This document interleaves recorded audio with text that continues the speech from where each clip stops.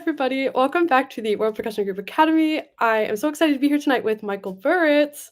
Does not need much of an introduction. Amazing percussionist, marimbist, educator. We are so lucky to have you tonight. So thank you so much for being here. Oh, it's wonderful to be here. Thanks for having me. You kidding? I'm pleased. Of course. To be.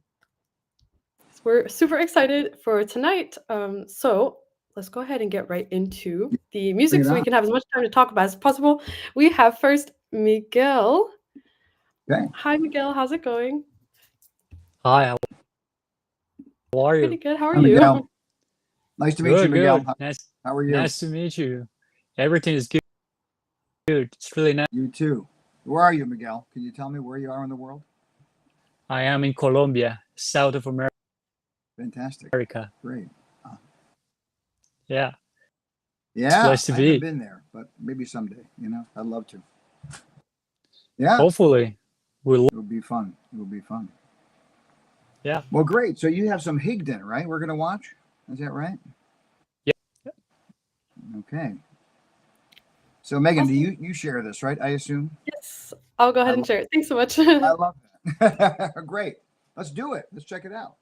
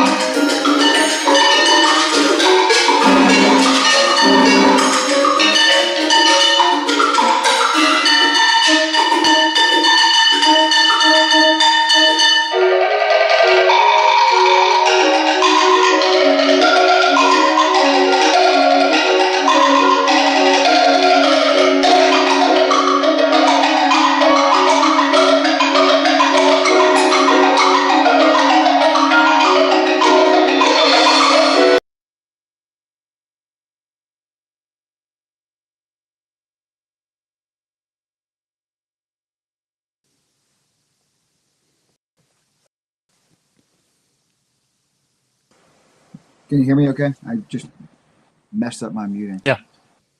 So that's it. That's all we're listening to. Boom. That's it. Yeah, Cool. I only Yeah, have that part. No, it's no Yeah, problem. It's great. Nice job. Congratulations. It's really great. I mean, you play really beautifully, man. You know, thanks. it's well played. I didn't even know. I mean, this shows my level of maybe my level of ignorance. I didn't realize there was this. You could do this in this format. It's like piano to percussion. Yeah, Huh? Is this a new format? I didn't realize this. I've seen it done with piano accompaniment and like for a concerto competition, and then of course I've seen it with wind ensemble and orchestra. But I didn't know we had this version of the Higdon. That's cool. yeah, with ensemble. Yeah. That's great. Did Jennifer do this, or who did this? Do you know? Yeah, I don't remember where it was work for the university Right. for the powers at the library. Nice. That's great. Well, anyways, congratulations. So I assume you did the whole piece, right? This is just the excerpt that you're going to show today, right? Yeah, it's just because we only have like 20 minutes, so I Yeah. choose Well, we that got to part. do fast. It's like fast food masterclass, right? You know what I mean? Yeah, exactly. All right. Well, great. So I think it's really good. So these online things, it's always so hard. It's always so hard to judge sound quality and all of that sort of dimension of what you're doing. I find very challenging in these situations in this format. Because that's a lot of what I would initially talk about or think about here. Like, what does your sound like in these low registers on the marimba? What kind of mallets you're using? How does that sound? Because you want to have,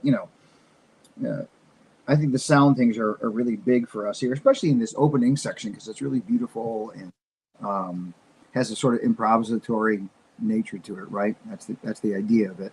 And I think the colors and sounds, the colors and sounds are always important. So it sounded to me at times a little, maybe because of the recording, a brighter sound than I would want to have from the instrument. I don't know if that's the case, but I would use, to me, and if you're not using it, I would use a pretty weighty mallet that has enough attack to get what you need. So there's some energy in the, in the agitato type things that she's writing, but still creates a lot of weight in the bottom of the instrument and some, use the word girth, kind of like, that kind of sound. Do you feel like you're using a mallet like that and it's just not being represented well in this video format? Exactly like that. Yeah, Okay, perfect. I have. So that was a misrecording. No, it's okay. And plus, you're kind of far, so it's a little bit trickier from the camera, and it sounds like I'm sitting out in the hall, which is fine, but it's hard for me to get that. So, anyways, okay, that's great. I think you could always work on, in all of these things. Like if you look at, I'm looking at the part right now, for example. I'm looking at rehearsal 5 or measure 5. Okay, I'm always thinking about how I build tension, whether it be in a larger sense of a section and phrase, or even in the smaller, shorter little sentences of each section, right? So I'm thinking, I'm going to make sure that I'm really careful about my dynamics. Boom, boom, boom. Yeah, da, da, da, da, da, da, da, da, da, da, da, da, yeah, da, da, da. So I really feel like it goes there, but yet that maybe I also save it so that the true peak of this first page is really going into the 4th beat to the end of the 3rd beat of measure 10. Are you thinking that? Does that make sense what I'm saying? A lot, yeah. Yeah, and I think just making sure that you make that obvious. It means you have to save some more dynamic earlier, maybe in what you're doing, and even in the pacing. I've met Jennifer once. She's really a delightful person. I don't know how strict, because she writes a lot of these rhythms are written, slow to fast to slow. You could sort of morph them, or kind of, they could sort of bend into the beat so it sounds a little more organic that way. Just to be thinking that way, so that it sounds as though you're kind of, in a way, it's just sound like you're making this up. It's like a cadenza that you're improvising at the front end of this concerto, right? So really be careful how you parcel out your dynamics to help us hear longer tension and to really build that as that page moves forward, right? Yeah. Other than that, I thought the way you got into the 120 tempo, everything I thought worked great. You could mess around with voicing in some spots, like how you voice like the sections after 21. Bum, bum, bum, bum, bum could be bass, and then it could move to the right hand. I can't hear those things in there, but I would be messing around with voicings instead of playing around with. Maybe I'll start with my left hand a little more voiced out at the end of 22, and as I go up the ascension, my right hand will take over the voicing more to create a sense of. It almost makes it sound like you're moving over a larger part of the instrument because you hear more low and then you hear more high. Those are kind of fun things to do. Make sense? Great. Awesome. Great. I thought the vibe stuff was cool. I think it's a section where I would lean into almost like you want it to sound. I don't think you want it to sound like an etude, right? And it can easily sound like an etude here. You know what I mean? It can sound almost like a snare drum etude. You know, that kind of rhythmic language. So I would even lean more into. It's almost like I would treat it almost like a beboppy thing. Like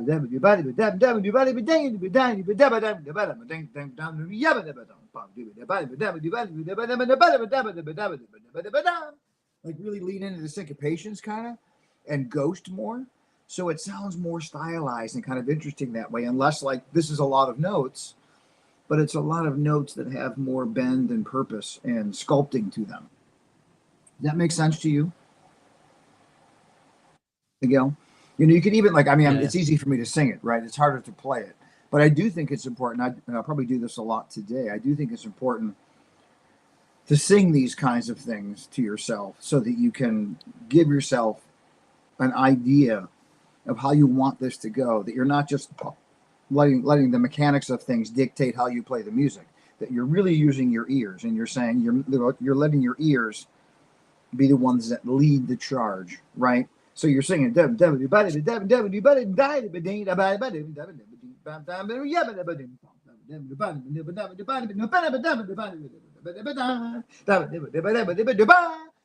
like wow, then it moves, and it's really kind of fun.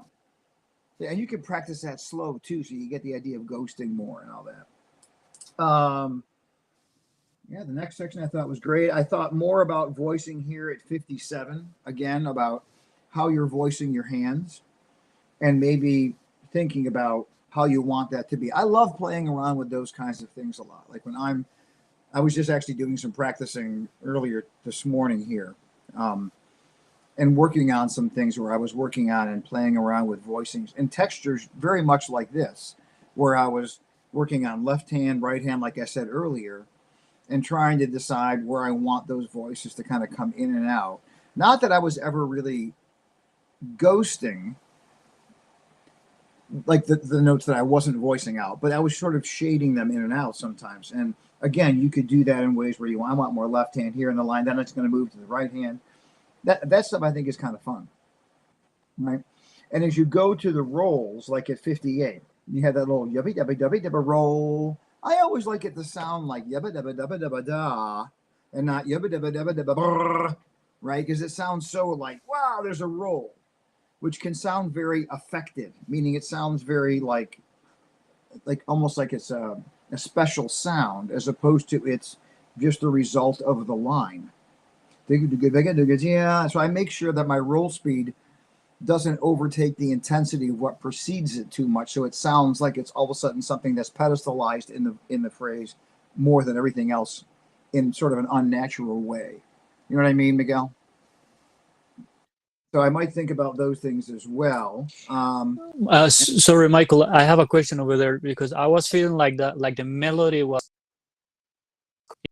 in a way into a climax at 58, like da, da, da, da, da, da, da, da, da, da. Yeah. So I need to hold the tremolo. Yeah, I think it's fine. It's just the speed. It doesn't matter. Right. So your roll speed, if you play too fast, can sound so much different than the 16th notes that preceded that it sounds more. Instead of it sounding like a sustained voice, it can sound like an intense rhythmic entity. Because people that listen to us, like, you know, you and I understand what we're doing. I understand you're rolling, right? Oh, you're doing a roll. Sounds cool. Another musician, a cellist, flutist, someone listens to you. It always sounds like rhythm to them. Even though it's fast and we're trying to make it sound like it's still a rhythm, and they hear it like a rhythm. So our goal then is to kind of create the illusion of sustain without them thinking about the rhythm. And I think that comes from really experimenting with your roll speed and making sure that how that roll speed affects the way that tremolo is in that context. Yeah, you That's follow me? hard. Yeah, but Yeah, it would you be can do nice it. to make it. But You can do that though. Right? Yeah, and it goes back to the vibe thing there, and I think more of the same with the voicings and having fun with inflection. I think is really important. Um, what I was going to say at the tempo block stuff. First of all, a couple of things. One, I think I would make sure that your stand in front of your tempo block and multi setup is lower. It's kind of up in front of you, right? You don't want your stand there, man. If you're performing, if you're going to read it, that's fine. Have the stand down so that our focus is on you and the instruments, and we don't see the stand in front of you, right? The other instruments, I thought on the keyboards, they were lower, as I recall in the video. But that was kind of there. So I would just be aware of that. I bug my students about that all the time. You're going to read it, I want it down, and then again here, I would like put more attitude into some of this stuff so it sounds less like a drum etude. Maybe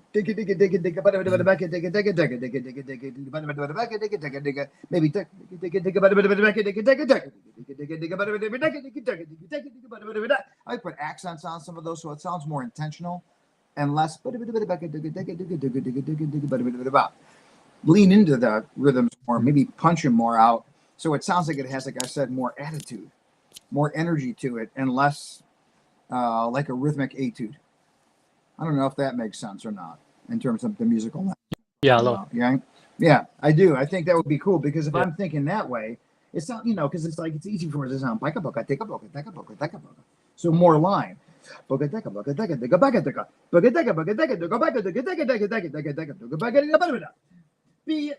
Roll.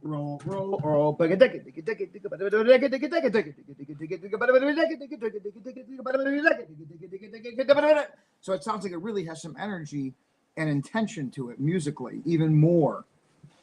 And it sounds less like wooden sounds that sound rhythmic but don't have line and don't have direction. Then it convinces the listener, like, wow, these are interesting sounds, and wow, there's like line and direction and music going on here, just like any other instrument. All right, you getting all this? I'm talking kind of fast, probably. Huh? I'm trying to jump at you here pretty quick. Do you have any questions for me? Otherwise, I mean, I think you're playing it well, and gosh, I wish I was there with you and I could demonstrate some sounds and talk about some voicing things and even demonstrate some of the rhythmic animation I'm talking about. Any thoughts on the comments I'm making? Any questions about this? Yeah, I think like the next step for musical, like get more freedom to choose how to things like that. Is strict with the music. So now with your recommendations, I think it's time for me to know the music. Totally. Absolutely. You need to bring your own personality to this and decide how you want this music to get, what you want to bring to it. Because all composers are hoping that you'll do that, right? They're hoping that you're going to look at the page, see what's there, and then bring yourself to it, because that's what brings it to life. But I think it's smart, I'm going to say, because I think it's an important point to make, that you learned it in a more practical way, right? You learned it and you're trying to play it, like you said, you're playing the page more. I think you said that. And you're trying to like represent what Jennifer Higdon wrote, which is important. And that gives you then the foundation to say, now that I understand this, now I can move from there, right? You don't want to go too wild, too fast with that. Let's learn this, and now let's decide how I'm going to bend this and how I'm going to use dynamics and how I'm going to shape phrases. Okay? Yeah. Yeah. And, you want to play in a way that really projects musicianship, so that, especially when you're playing a concerto. I just played a concerto on Saturday night, and it takes a lot of energy. It takes a lot of energy, and you really have to put out so that, the audience, first of all, is you're a compelling musical entity. That's the big thing. But also so that the music kind of gets through that little. There's like always a little veil between you and the listener, and you got to pop through it. And it doesn't mean just by playing strong. Sometimes it's subtle. It's bringing them in and doing both sides of it. Yeah. Cool. Yeah. Great. Super great to meet you, Miguel. I hope we meet in person. Hopefully, yeah. Thanks a lot. Yeah, nice playing, man. Great, and congratulate your colleagues. Beautiful job. Thanks, Michael. Yeah, and have a good summer. Okay. Thanks. You too, man. Very Cheers. nice job, Miguel. Thanks so much. Thanks, Megan. All right, so now we're going to apocalyptic. Is that right? We've had a small change in the order again. If that's okay, we're Oh, gonna. anything you want. I'm here. You tell me. If it's okay, I'll just call it out. There's been a couple adjustments for people's schedules and things like that. Next up, we do have side by side Hey. with Carlos. Hi, right. Carlos. Hey Megan. Hi Hey, Michael. Carlos. How are you, Carlos?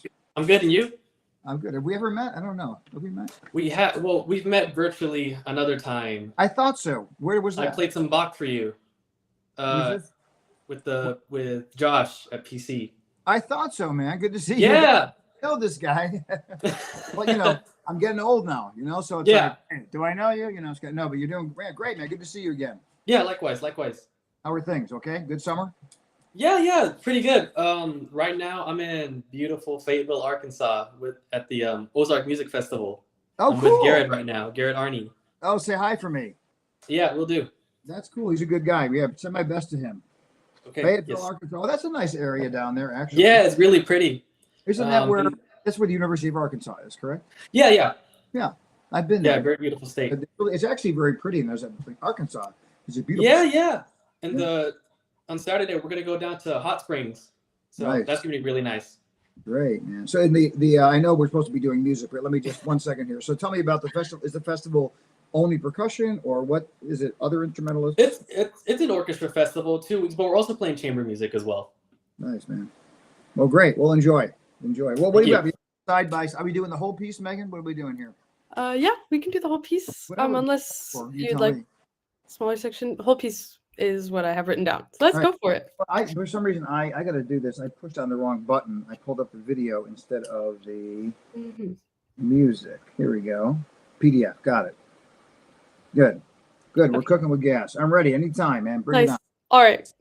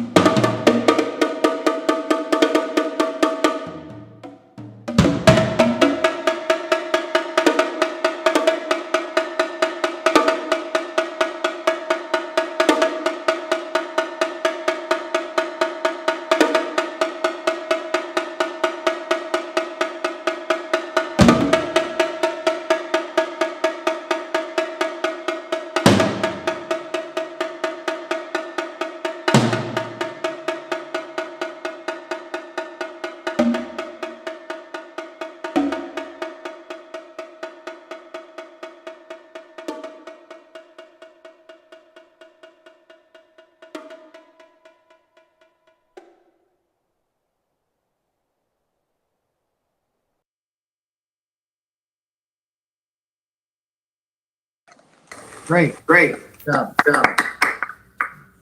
Super. Thank you. I think it was really good performance overall. You know what's strange?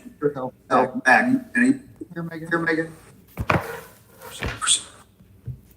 Megan's so hot. Like a reflection. Echo. I talk. Yeah, you have a small echo. Going two. I don't. Wasn't happening. No. Does. Oh my gosh! Now I'm hearing myself. I think it's if you don't have headphones. Sometimes it can echo. So if maybe one of you guys has headphones. Actually, let me try something. Is it still echoing? Yes.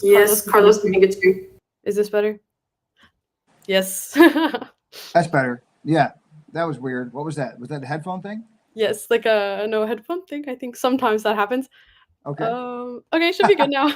We're good. Yeah, it was just like I feel like I was like in a cave, talking and hearing myself back. So is Carlos still there? Did we lose him? Carlos, are you still here? Are you still there? Oh. Carlos is He's back. back. All good? Hello, is there an echo? No, all good. Nice. Thank you. Sorry about that. No, don't worry, man. We're good. Better. Yeah, great.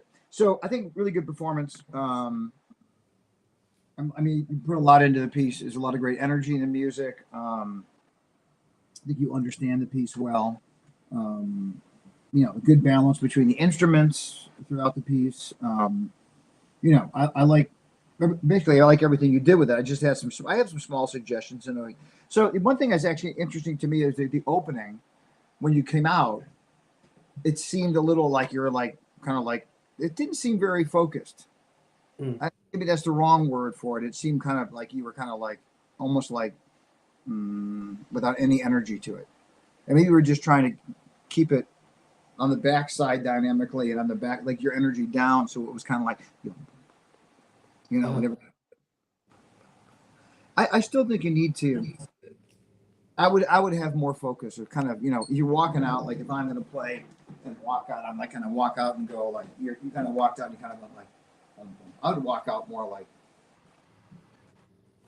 so there's more like, we're starting something, you know what I mean? Like you want to create, bring everyone in, not like in a less, I mean, I'm not saying less intentional because I'm not saying you weren't intentional. Maybe your intention was to be like chill. Mm-hmm. I think you can be quiet, but I do think we need to start. That's my take on it. So you kind of bring everyone in there more. Sounds are good. The overall sound thing I was going to suggest. We'll talk about that first. I always say this on video. I don't know. I can't really judge sound accurately in this format, but I'm going to give you my best. So I think sticks on this stuff is fine, and they look like sticks that have a decent size on them, which is good. Because when you're playing, especially when you're playing sticks on the congas, I always think that's tricky. Yeah. Because they need a little more weight, a little more mass. They need something, and when you ever have stick, it can really create a lot of high sounds from the conga, and we lose a lot of the low color, right? You know what I'm talking about? Yeah. And I feel like in the recording, I got more of that, which is also probably part of the fact that we're in this format. I'm going to hear it that way.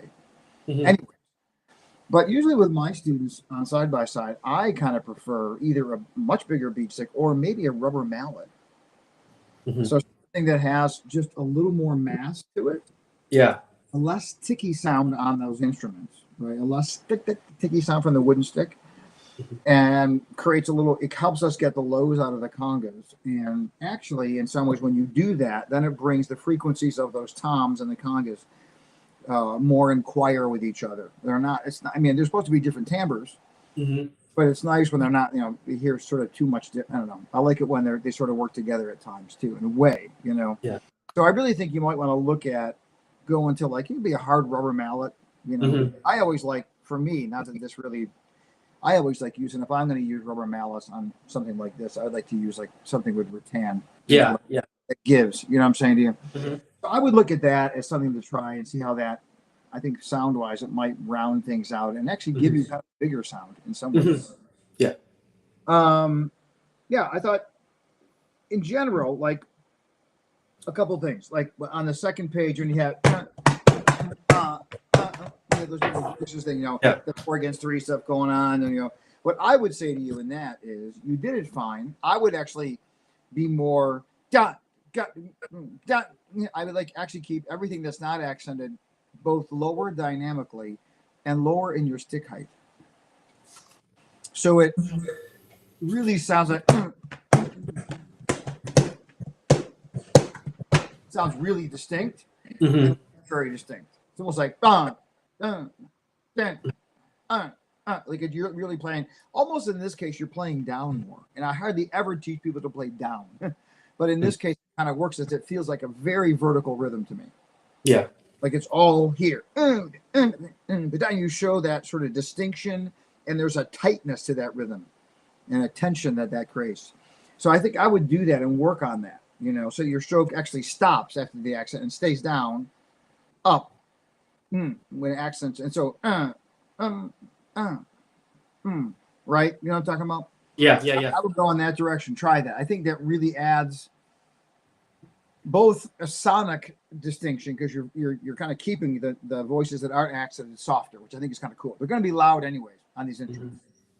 And then also visually, boy, it shows the polyrhythm visually in a more obtuse way, which is kind of cool and important. When you get to yum the first time, then later we have like 5 of them, right?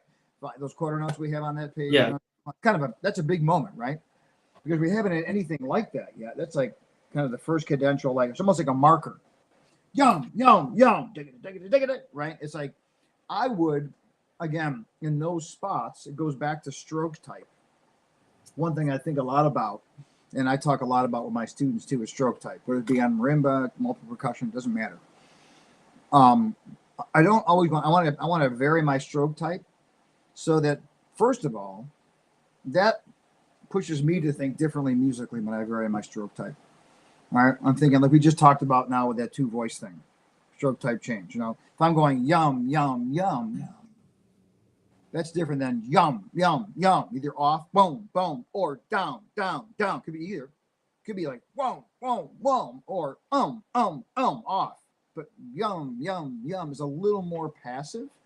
Okay. You weren't playing passively. I wouldn't. That's not accurate. But it's a more passive stroke than that says something. That changes it because we're going then we're moving after that, right? So that kind of feels like 3 pillars, wham, then we move, right? And that really helps the musical sensation to move, you know, because this listener, my cognitive perception, like the way I get the music, especially from us, right, comes a lot from what I'm seeing. But again, I'll go back to what I said when I mentioned stroke type. Stroke type really makes me think differently as a player, which is more important to me than what they're getting. Because if I'm thinking differently, chances are they're going to get it too.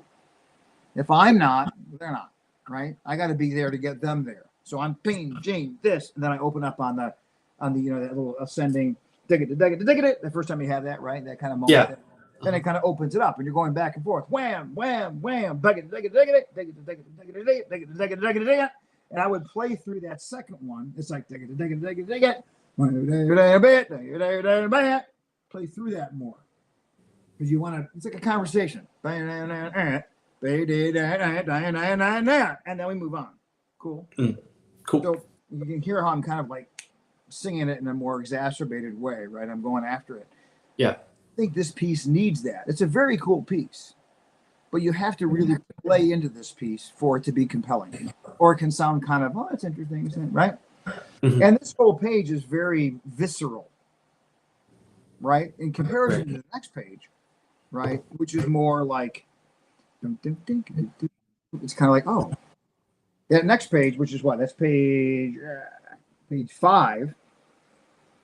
It's kind of a groovy page. It's a release of the tension that you created in page 4. So again, when I think about the landscape of the whole piece, I have built a lot of tension, especially that last 2-part rhythmic, 4 against 5 thing going on there at the bottom. Is that 4 against 5? I think it is.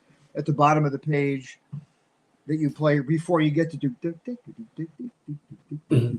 right? That's a lot of tension. And then the groovy, like kind of funky samba section starts, right? You need to make sure that they're really clear as your stroke type and your intensity, and maybe the end of the page like those 5 notes that you play on the bottom system are stronger than the 3 notes you play in the second system of page 4 or third system. There's 2 systems above that. You're actually kind of monitoring your dynamic that way, and that sets up that whole last cadential moment. And then so the more you can do that, the more the piece is obviously makes the piece more compelling, and it makes you more compelling as a musician, right? It's like, oh, all these things that are going on here. When you play bum, bum, beep, bum, bum, beep, bum, bum, if I were to play that rhythm like in my hand, bum, bum, beep, bum, bum, beep, bum, bum, bum, beep, bum, bum, beep, bum, bum, bum, beep. I'm not going to play bum, bum, beep, bum, bum, beep, bum, bum, bum, beep, bum, bum, beep. See that difference? If I go bum, bum, beep, bum, bum, beep, I know you got to move bum, bum, beep, bum, bum, beep. You're moving around the drums, right? So I think you can play it. Like, I go back to I think about a pianist, and you see when they play, they're always turning their hands when they do phrases and lines. That's because that creates different color from each of the notes. It creates a different sound, and it gives each of the notes sort of a hierarchy within a group of notes. Does that make sense when I say hierarchy? Yeah. Right. Sort of an order, right? Mm-hmm. I think you want that here. I go yum dum ding ba dum bum. It's almost like yum dum dum ba dum bum. Maybe we play to the middle of that. Yum bum bum ba dum bum, or yum dum beam ba dum bum bum bum. Whatever way you like.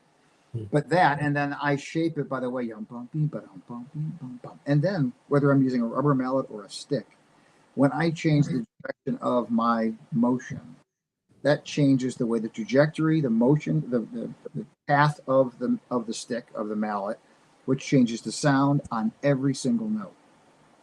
If I go, you see my fingers, right? If I have a stick, I should probably have a stick, right? Let me have a stick of the mallet here. We have technology here. Stick.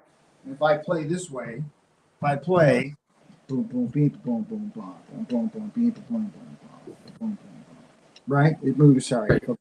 You see that on there. So I think you should be leaning into that more here. Okay. I thought you built the page well. I think the bass drum sounds great. It's kind of a tricky page to have. It's a long crescendo, right? Yeah. You really have to kind of, and I guess I would say to you, and I think it was fine. I don't know that I'm saying this because I think you did it poorly. My advice would be Okay. save it more, right? Save that crescendo so it really feels like, and if in as soft as you can bring that bass drum in, the better. Sure. And kind of let that grow that way, man. Great. So I think the next page is one of the harder pages musically to bring off. The second to last page. A lot of back and forth, and it feels like it's. I'm always never sure where that page is going in a way.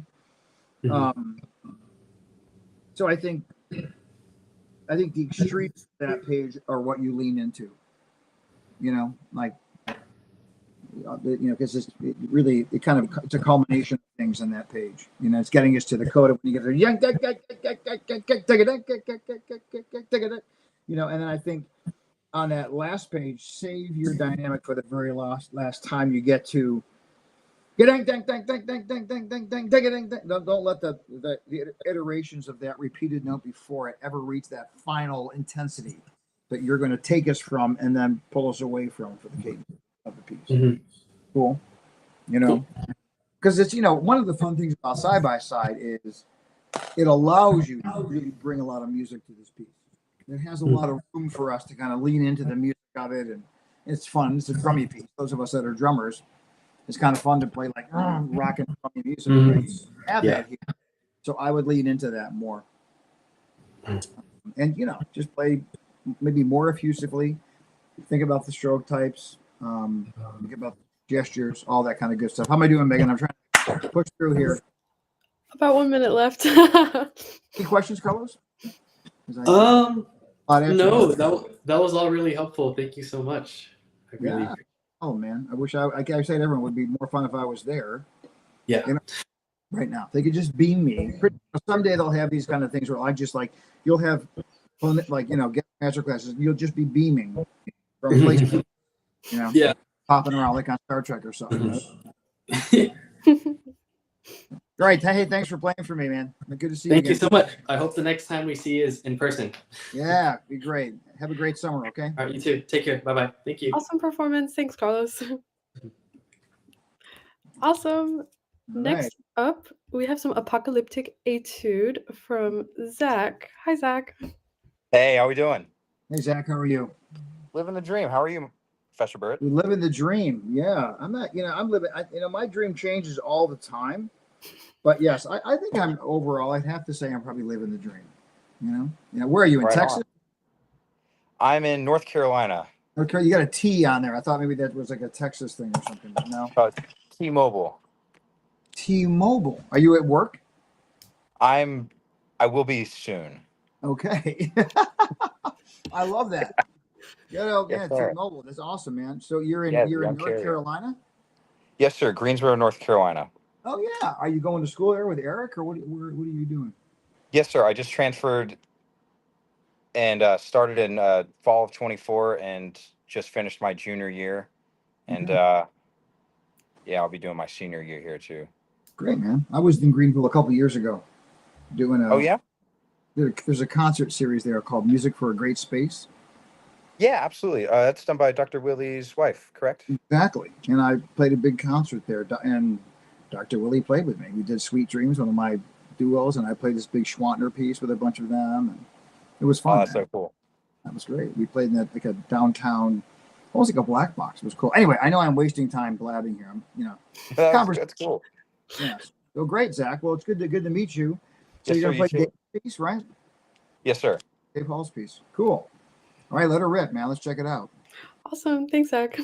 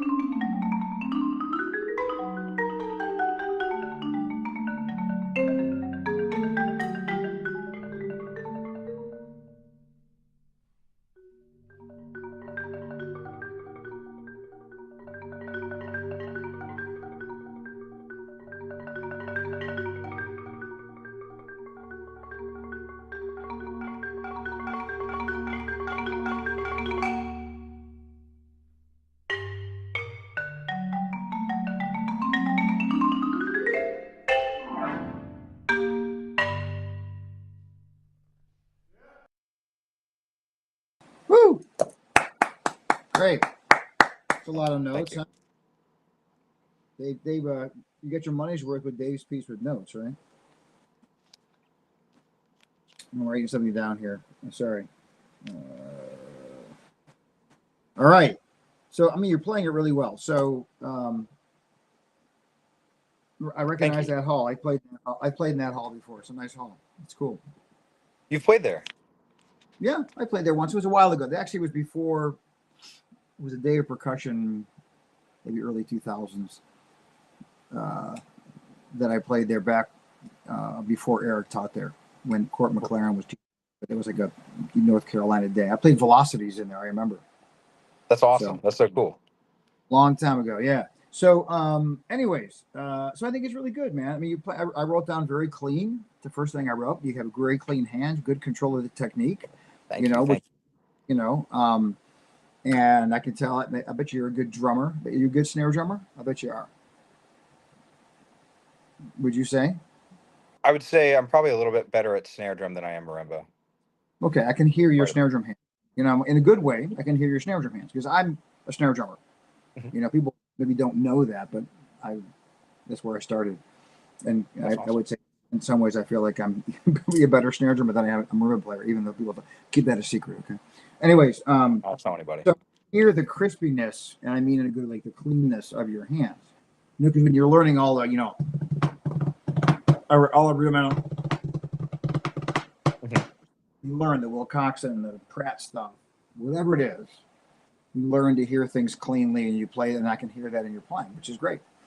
But it's also something we have to make sure that we're aware of, and that we move past it, so it doesn't only sound one-dimensional. Like it doesn't always sound like I'm hearing all the notes cleanly all the time, because you don't want to hear all the notes cleanly all the time. That's a weird thing for us because we're brought up, but I want to hear things in gestures more. I want to hear lines. I want to hear different colors in those gestures. So that's one thing that I think you could work on. So let's talk about something. He's great. Beginning, opening is fine. Everything's good. I thought overall you got some tough octave stuff that he writes, which I think overall you do well. There's a couple left-hand things that happen, but that's inevitable when you have a lot of octaves, right? It's just really, really hard. I would say a couple things about octaves. When I'm playing octaves, it's really important to use a lot of wrist, because I will play way more accurately if I focused on the wrist. Okay, and then as I'm playing the marimba in general, so I play the keyboard, and when I play octaves, the marimba goes straight in front of me, right? Mm-hmm. My body, when I play, I want to pull away. Like if I reach for a lower octave, my tendency is to do that because that is more ergonomic to my body, right? It's not. That's because I'm trying to play along the line, along the rail of the instrument, right? So I have to remember that, because it's very easy for me to move my mallet instead of being moving down to go like that. And then what happens is I usually play sevenths. You know what I mean? Right. Gotta watch that. Okay. And then just staying relaxed and using your wrist. I think that will help.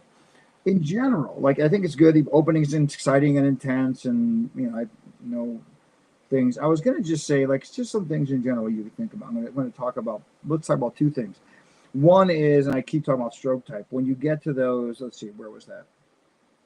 Like letter D, those left-hand fifths and sixths and octaves, and those you got young, dung, dung, dung, gong, gong, gong, gong, gong, the left hand, right? Yeah. So it says punishing, which is great. I like that word. To talk to Dave about this piece, what was going on in his life at this time, but I think I still want young boom boom boom boom boom boom boom boom. I want two things. I want, because he has slurs written off those notes, right? I would want those notes to sound and look like longer notes. I would even think of those notes more like half notes. Boom, yum, yum. So it feels like I'm playing longer. Looks like longer notes. I'm playing durationally a gesture that creates a longer gesture, and I'm thinking longer.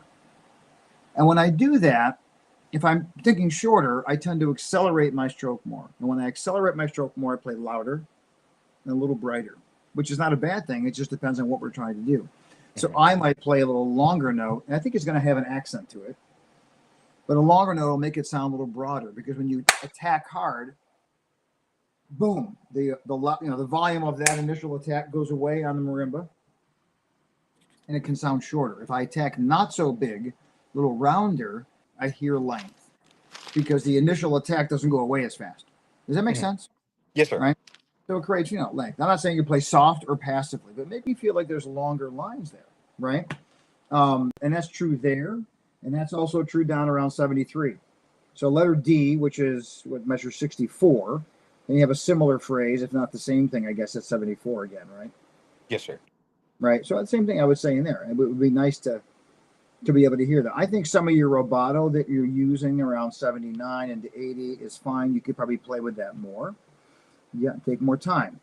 I just listened to a recording of myself playing from this weekend. I played a piece of mine called White Pines, which is, maybe you've heard of this piece, I don't know. And Absolutely. and I played it. I was doing a festival in Cape Cod, and I listened back to like the live stream for a second, and I listened to one section. I thought, and I thought I had really taken some time. And I listened back and thought, Mike, you got to take more time. Because in the moment, it feels like a lot of time. It's like, oh, I feel like I'm slowing down. But, when your adrenaline's going, time becomes compressed to the performer. Always. It's an amazing sort of double reality that's going on. Your reality is the player. Everyone else's reality is the listener, right? So, I like that. It's true, right? It's that you're in a different dimension, because your adrenaline's going, you're focused, everything feels, it feels slower to you, but it's faster to them. Sure. Because everything you're doing. You're always ahead of it in your head. So you can take more time on all those. Sweetly, he says, right? In some of those spots, really lean into that. Take more time. Allow yourself to have more time. All right.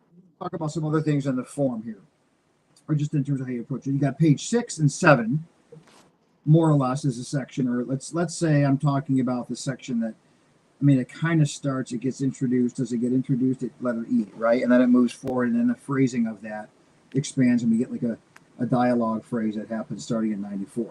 Right? The whole thing that goes on, right?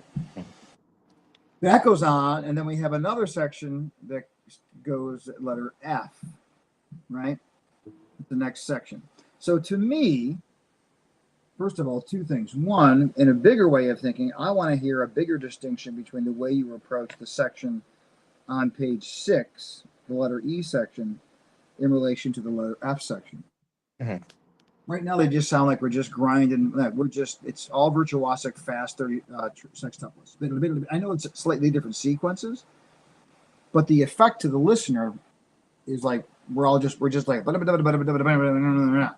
Now, it doesn't mean you have to play slower. It says maniacal, and the first one says with growing agitation. So maybe this first one you start slower, or you are quieter at 94. And you're playing in a more connected way, or, and then you're faster at 111, but quieter. Maybe you're not quiet, and because it says piano at F, right? So that probably could come back more, and the other could be more. But also within the sections, like if I'm looking at measure 94, in that section that goes, I have right, that whole section there. Every time I hear that line that starts on B flat, all the way down here, to me it sounds, in this recording format, it sounds too much the same every time. It is. Like I want to hear about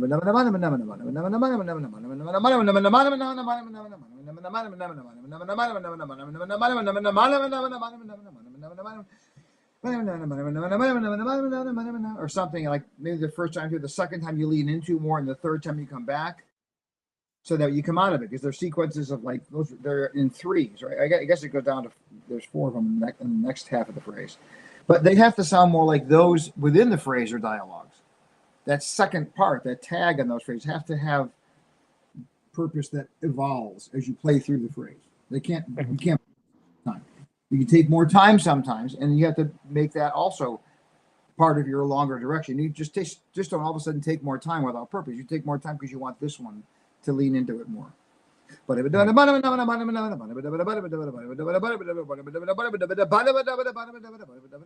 and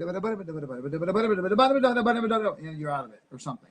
And Mhm. dynamic I'll be a little different, right? So Yes, I sir. would do, and then when you get to letter F, really down and make it sound less. Letter F to me, if I look at the music with the big phrase he writes over that, that's almost like if the marimba had a pedal, I'd have the pedal down, meaning I'd want it to sound more connected.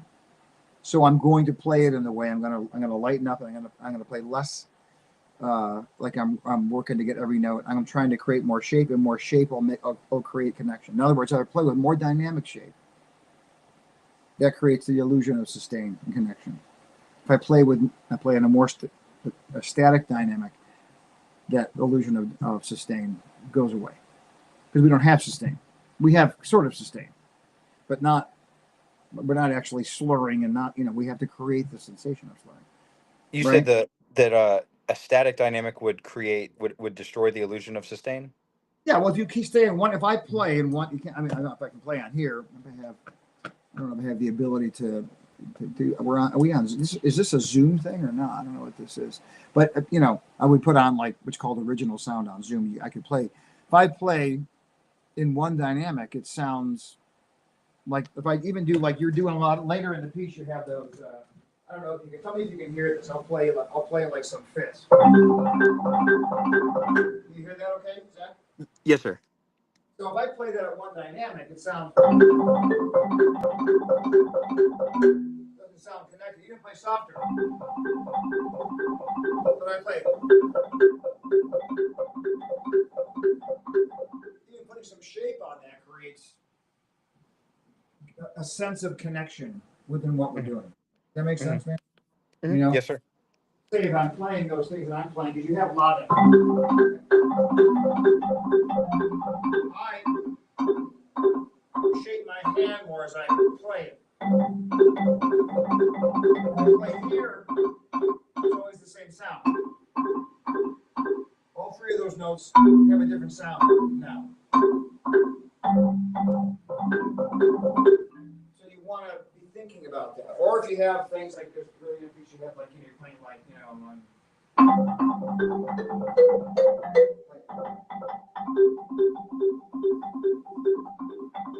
like at a couple of the hand and a lot of can, you want to move your hand in a way that shapes those. Okay. Yes, sir. All right. So Yeah. you're saying like shaping like each Yeah. each Like hand. if I move my hand like this when I play, Mm-hmm. I actually change the angle of the mallet for each note. But that won't. Mm. But I stay down. But that won't. But that won't. But that won't. I'm always playing Yeah. this mallet, right? So I kind of move it. Could you see me doing it? I don't know if you could see it. Yes, sir. Yeah.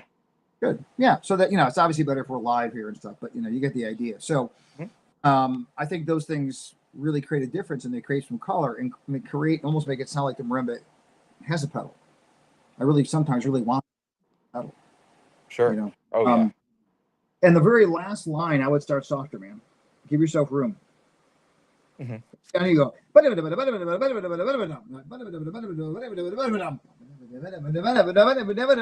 give yourself more room to kind of push out that last. Just bring it back and give yourself more dynamic space to grow into the cadence. So it sounds like a gesture that goes somewhere more. It'd be kind of cool. Mm-hmm. It's a lot Last of line notes. of the piece. Yeah, the last line, right? Okay. Yes. It's a lot of notes. I mean, we write a lot of notes, right? Marimba players, we tend to write. Well, a lot of people, even when people write for us, write a lot of notes sometimes, and they write a lot. I think, generally speaking, because marimba doesn't sustain. So you write a lot of notes in a compensatory way. You're compensating for the fact that it doesn't sustain. So you're writing a lot of notes to create sustain. But then you have to understand that. So when you're playing, it's not about I'm playing a 9-stroke roll and I want every single note of that 9-stroke roll to like penetrate through your your center. You know what I'm saying? Yeah. Sometimes we play snare drum like that, right? Sometimes you play marimba like that too. But a lot of times I want it to sound more like it's connected. You know what I mean? Yes, sir. I can give you another. Today I was practicing. I'm doing this. I got to play. This is an old piece of mine called Shadow Chasers.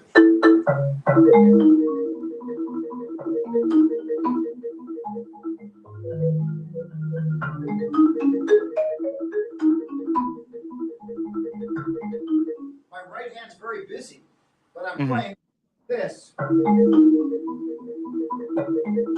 Mm.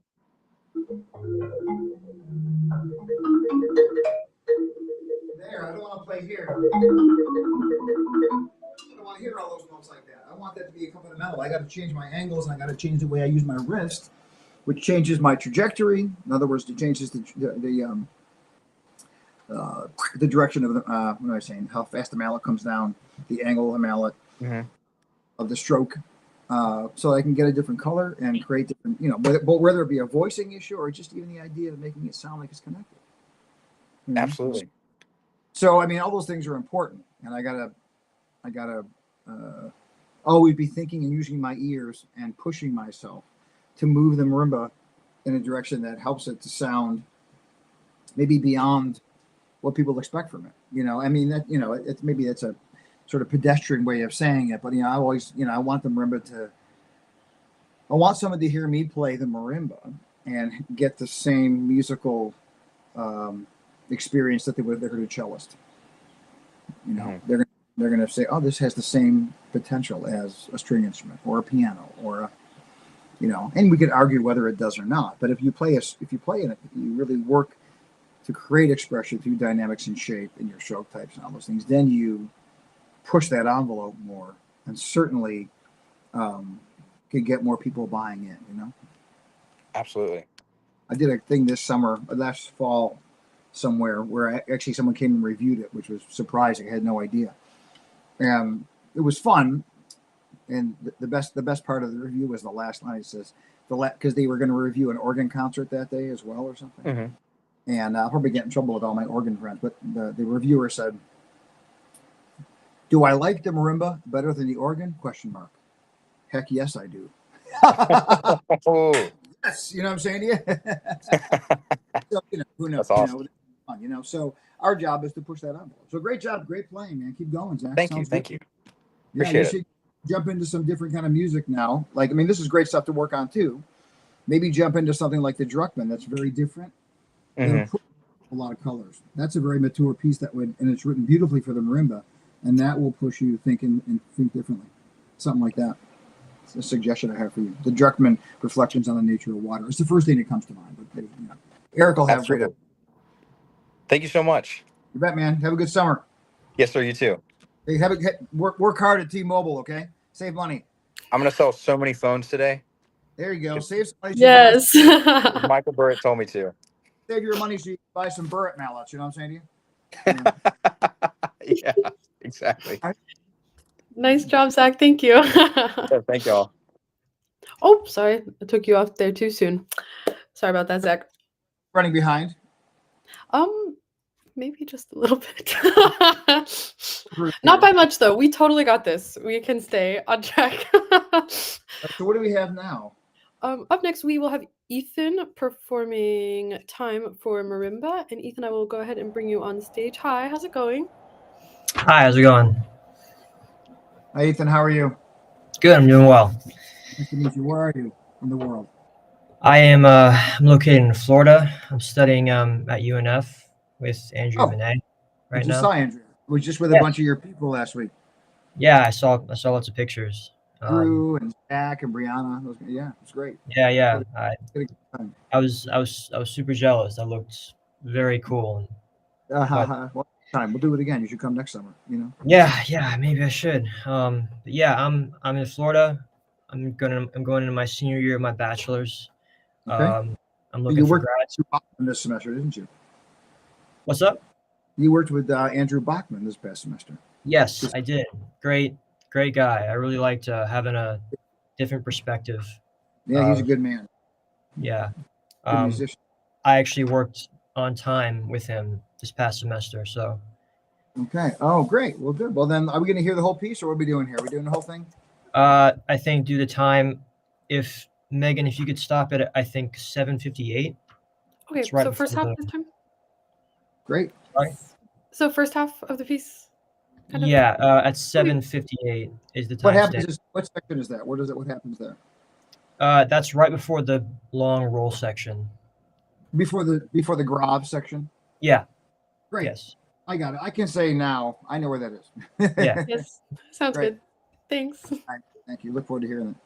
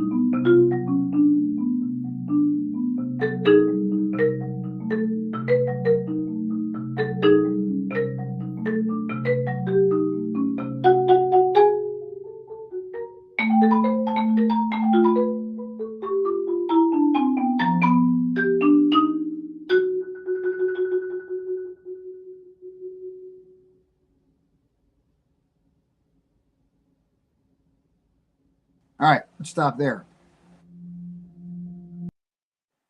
Let's talk. Great. Nice job, Zach. Oh, Ethan, sorry. You can call me Ted or something else if you want to. Sorry. No, great job, Ethan. Sorry, I had Zach on the brain from the last guy, right? Great piece to play. Super important piece in the repertoire, right? So I'm going to fire away quick here with some stuff. I think you did a really good job. I have a couple thoughts. Okay. The opening, I think, is good. So the piece in the opening goes back and forth between 5s and 6s, right? It's interesting. Yeah. It's a 6-note motive that he writes in quintuplets, right? And he goes 6 quintuplets, brings you back around to the beginning of the motive again, right? It's interesting, right? Why do you think he writes the 5s? I think to create that sort of sense of like ambiguity, like we don't really know where anything is. So he writes a 6-note, phrase over 5 to, like, I think in the notes it says like to specifically be played like kind of out of time, just kind of foggy. Well, but no accent, right? So he wants it accent except where specified. So yes. So the idea, I think ambiguity is a very good word. Like he wants, because it's very easy to kind of play in groups of 6, right? And we're going to hear, but he wants it to do this. But then he goes back and forth between the 6 and the 5, right? Which is kind of cool, right? And he does that throughout the piece in different places where he moves between 5s. And actually, the 5 is a very important kind of compositional thread in this piece, I think. The number 5. I would say this. I would probably, at the beginning, 2 things. One, I would stick it differently. I'll show you that. And number 2, I would, whenever I have the 5, and I guess I can make a decision. I have 5s and I have 6s, and it goes back and forth. I can be literal about it, like back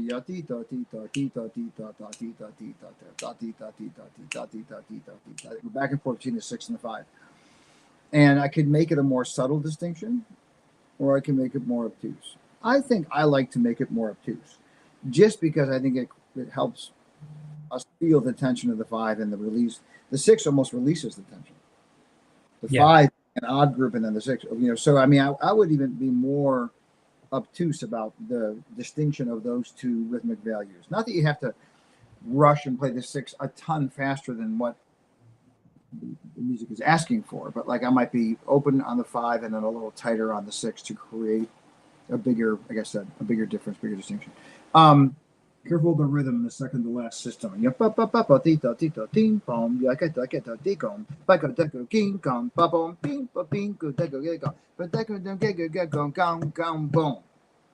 Make sure that's correct. There was a little weirdness in that right there. You want that right. The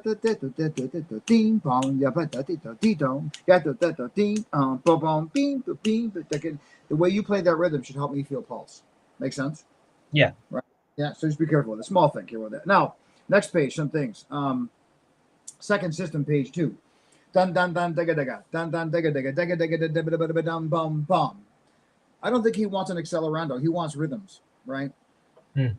It's not a written out accelerando. I mean, it is in a way, but he wants the rhythms, because later in the piece, over on page 5, he writes excel in an ad lib way.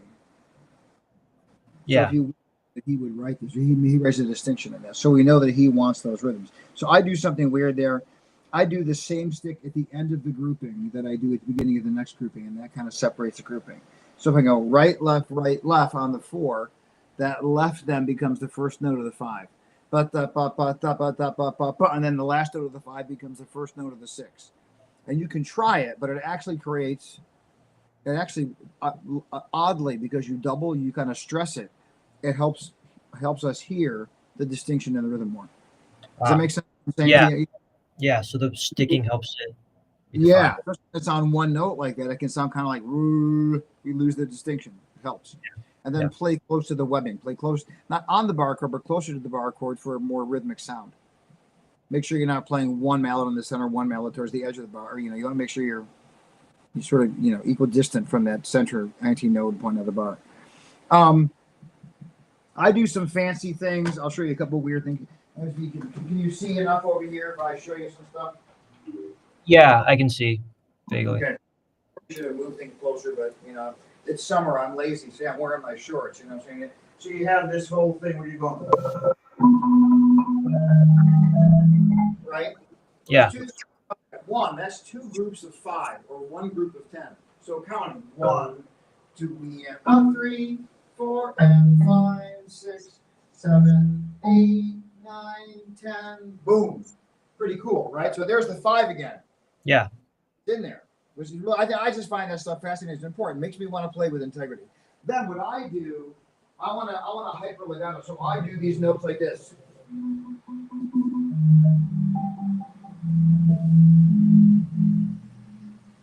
And that way, and I overlap them just a little bit like hyper legato, meaning they're dovetailing. Does that make sense? Can you see that? Yeah. So you're rolling. Yeah. Attaching them to the 3, 4, and 5. I go through 7. Wow. So it's cool. That E is like it's a major third. It's kind of a cool cadence, man. I don't know. I take that and do that. Okay, it's move that way. All right, you can try that if you want to. Not because it looks cool, but because I think it's kind of interesting to have the overlap as well. Okay, when you have this, 2 and 3, 4 and 5, 6, 7, 8, 9, 10. I always shift the left hand note first. Connects it better. My left hand always moves first in those places. Okay, from octave to octave. It makes them sound less separated. Okay, when you get down to here, I think it's fine overall.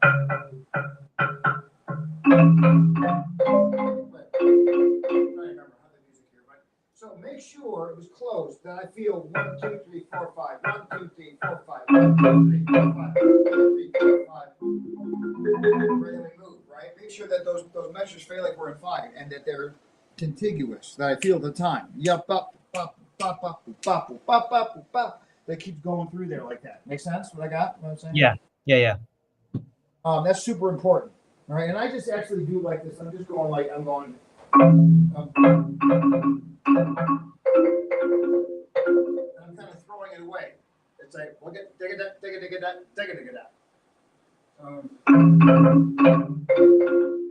then whatever that is, and that's one big slur. I think, right. The next one, what I would say at the bottom of that page, I'm kind of getting into the weeds with you, but we're talking here. I would play the next 2. I'm going to bring the music over there. I attack those with double stops, so it sounds more conventional at the end of the page. So when you finish your last section there with those 5s, and you got your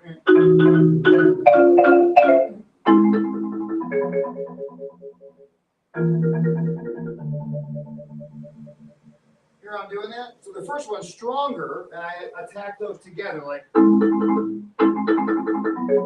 left hand switches first and all the changes, and then this one's less. Yeah. Okay. So it's like a. Let me go back one more time because I didn't talk to you about. I want to just talk about the beginning. Megan, yell at me when I have to stop. I'm used to getting yelled at. That's the way it goes.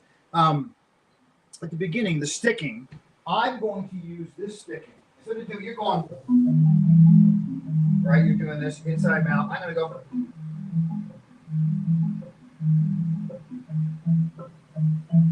Right. Yeah.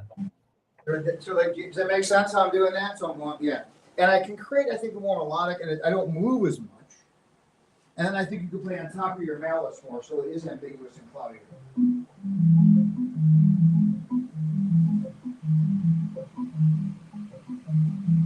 Okay, those kind of things. I would try that. Okay. Yeah. World. Okay, and next page 5. Blah blah blah blah blah. What else I want to tell you? You know, when you get up here and you have this really loud stuff at the top of the marimba, and you have like that top, right, and on top of that 4th page there, really cranking. One thing I do when I have to play really loud, if I'm standing here and trying to play like, that's hard. I lower my gravity at the instrument. So I'll kind of actually literally put my leg almost underneath. So I'm not leaning over. I'm trying to keep my posture in line, and I'm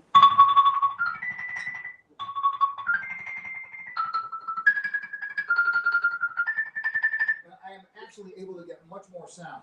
And you can try that. You know, it's hard to, you know, you have to get at the instrument to try that. I think that's what I would do there. I thought the next section was okay. We probably got to stop here soon. Yeah, I mean, I love the way he writes, because if you look, one thing about this piece that I like teaching is because it makes you. I try to show the students that, you know, this is a composer that's paying attention and that writes in certain detail that shows you that he understands the instrument. Like if we're on page 4 and you look at the stuff that happens when he has yum yum yep bum bum in the middle of the page, you attack those F sharps and then you sneak in on a roll after that. We're not going to roll those F sharps because later he shows you he wants an accent on the F naturals and then a roll. Or he shows you in the next system they want you to roll without an accent, on a double stop when you come in on the F naturals. Yeta team. He's very detailed about it. And it's like, man, that makes me want to pay attention when I'm learning a piece and be really careful. And it shows, it's a great way to learn the importance of the integrity of learning the music, what the composer is asking you for. And then you, of course, can bring yourself to it. But it's good. I'm not saying you weren't doing those things. I just think those are important things to notice and realize. Yeah. Oh, wow. Yeah. You know, he's really got it. He's a guy that knows what's going on, you know? So, yeah, I think great. I mean, I have different things I take, you know, when you have that boom, boom, bing, boom, boom, boom, boom, boom, boom, that stuff, you know, yadum, boom, boom, ba-da. I play that with 2 hands. So like left hand's playing an ostinato, my right hand's playing that melody by itself. Yeah. So it's not wrong to do what you're doing.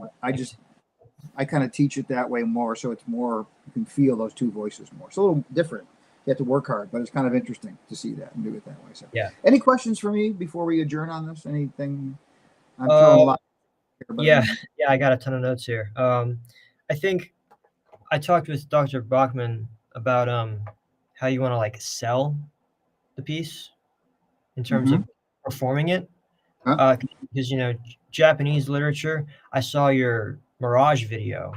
Okay. And how, like, you know, how I think expressive you can be with this music, right? Because did you see the Percussion Conservatory tutorial video, or did you see just the performance? Just a performance of you playing it.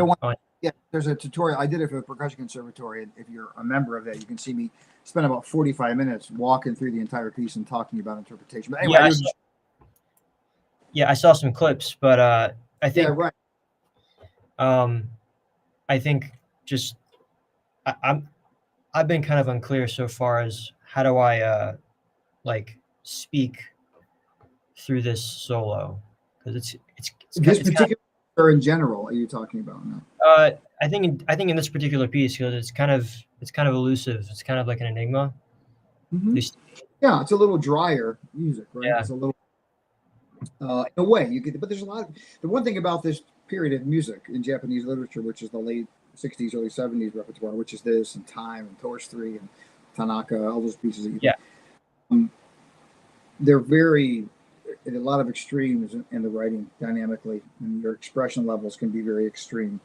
And I think that's one of the fun things about it. It pushes our envelopes to really like start this in a very, like you say, ambiguous way, very, I always say veiled, like we're just kind of starting it in a way.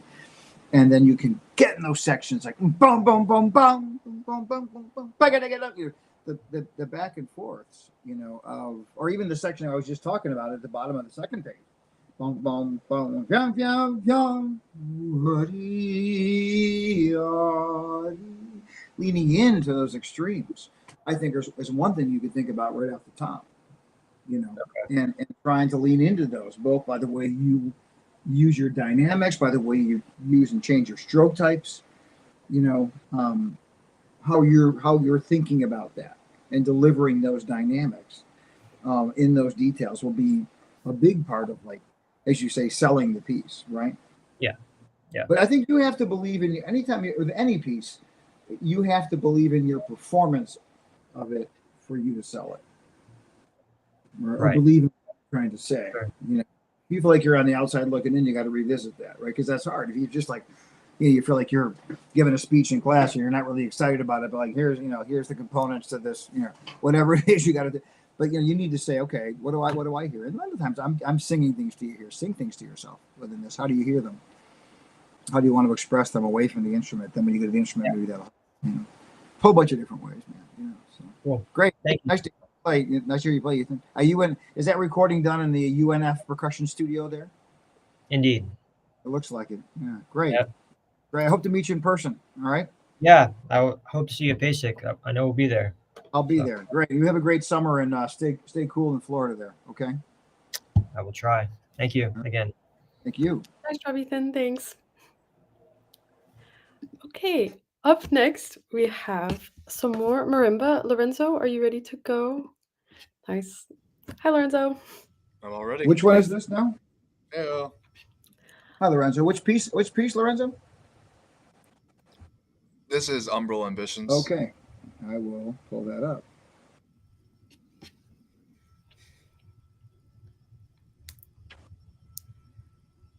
And this piece was actually written by one of my best friends from high school, and we did drum corps together and everything. Composer from Joseph. Berklee College of Music, so another percussionist. Right. Awesome. Yes, looking forward to hearing you play it. So are we doing the whole piece, Megan, or what are we doing here? Or Yeah, we'll do the whole piece. It's pretty short, about 5 minutes long, so fine. nice. I don't know. We'll have Hey, plenty of time to chat. Yeah, nice. Thanks. Fine.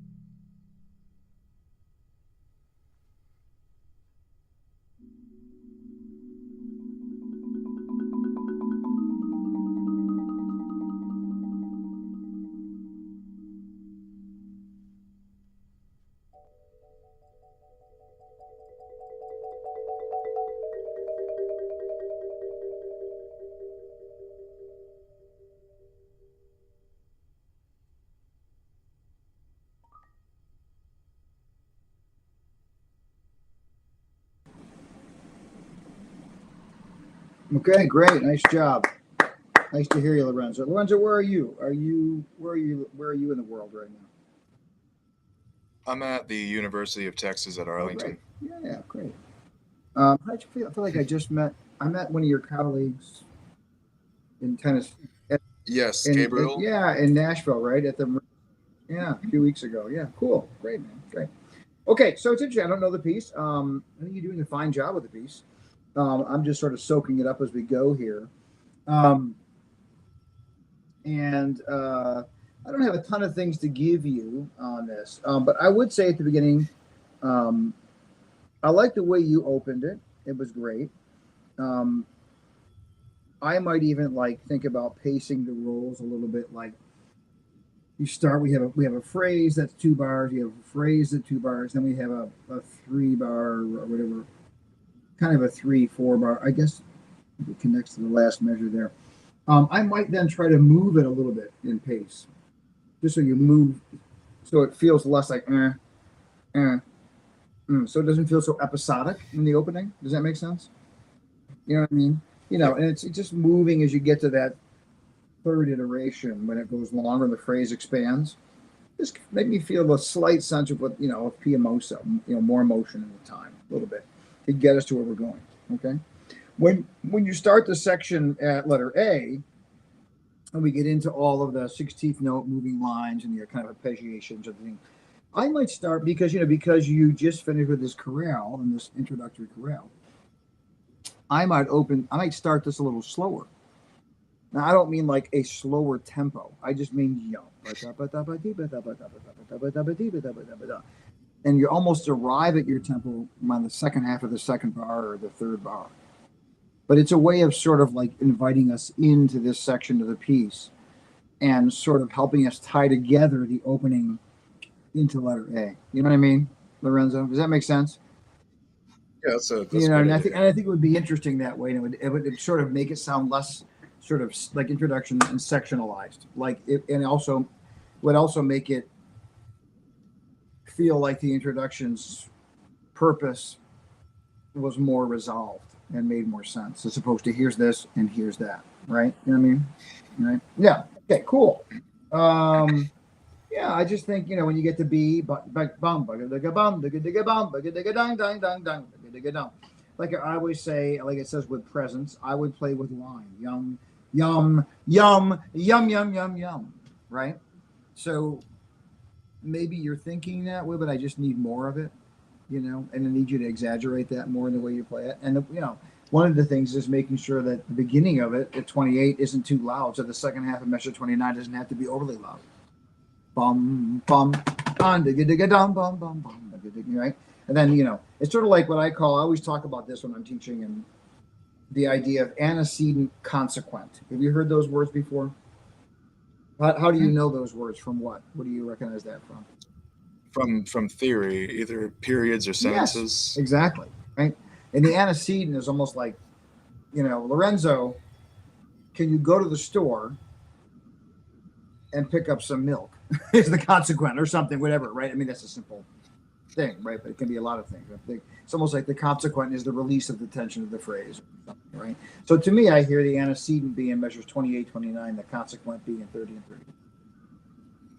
Bum, digga digga bum, digga digga down, digga digga down, down, down, down, digga digga digga digga down, digga digga down, digga digga down, digga digga down, down, down, down, digga digga, and maybe making the second half of those phrases a little less, and putting a little hairpin. I think you kind of are, like, and making that hairpin increase in the second measure. So yum, yum, yum, yum, yum, yum, yum, yum. Yum, yum, yum, yum, yum, yum. Second time, even more. And then you're not only in a micro working each of those 2 bar phrases, and you're making a 4 bar phrase make sense. You're making the 8 bars say something collectively. We're always trying to think macro, the bigger, but we got to take care of the micro. So the micro's happening, and here's the macro. You know what I mean? So I would just work on those things to exaggerate those things more. I think that would make a lot of sense. I put that maybe letter D could be slower, maybe. It says brooding. I don't know what's the tempo earlier. I don't remember what your first tempo was. Your first tempo's at 9. Yeah. So was it slower? Remind me. Did you play it slower? I don't even know. Let me find out. Letter D is at the bottom of the 6th, or in the middle of the 6th page. A little slower. I could Yeah, have I taken would- it. I could have taken it man, slower. right? That's a lot different than 90. I think it's first tempo there, and A is 90, right? So you're dropping there. That's 17 metronome markings, right, or more? No, 27 metronome markings. Almost 30 metronome markings drop, right? That should feel slower, and then it'll characterize those 30-second notes differently and give it a real different feel and contrast. So just lean into that more. Sometimes we learn pieces, we start to play them a lot, and we kind of stunt things like that without even realizing it. Like, oh, I'm playing it faster now. That I do that all the time, even with my music. Like, oh, I wrote this at this tempo, I am at this. So I would, bring it back. We don't do enough slow things usually, especially when there's a lot of notes, right? We have a lot of notes on marimba a lot. Bringing it back is a breath of fresh air, and it's a contrast thing, And then I think when you get down to the section, what am I thinking of? I mean, I thought E was cool. I heard the rhythmic stuff was good there. I think when you get to the 916 on page 8 and 86, that could feel bong bong bang dang dang bong bong bong baba dang dang dang dang ding ding ding ding whatever that little dance thing in there it is, Make that, inflect that more. Help me feel more dance in that. I mean, what's your tempo there? Bong bong bong bong bong or faster, somewhere in there. Yeah. That sounds right. Dun dun dun. Yeah.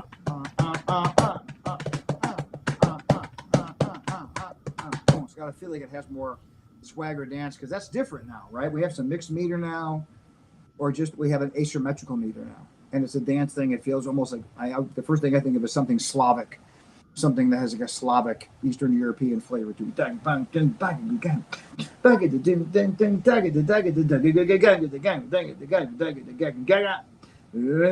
make that lean into that, because then it continues when you get down to like letter I. Feels dance-like to me, but it's not like an answer to that kind of. We're almost done here. I think I'm kind of running behind, like tremendously, like usual. Like a whirlwind. It says forte. Try and make it sound more connected, so it sounds like a whirlwind. It's like so it feels shaped. I think if it feels shaped and less, it feels more in groups, it'll sound more like a whirlwind. That makes sense? Because your first measure is interesting. First measure is like first it drops in groups of 4, even though it's sextuplets. Help me feel those in there, and that's great. And the last thing I would say, just to sum up things here, is I would take more time at 43 maybe. Because you got, bang, all that big ending there, that double bar at 137 is a big fat section. And maybe make the section at 143 sound like it opens up a bit into the cadence more. If that's your culmination, and everything after that's like your coda that takes you out of the piece, right? So make those last 2 measures, or maybe it's the last 3 measures, I don't know, but I would say at least the last 2. Feels like you want to expand it, like so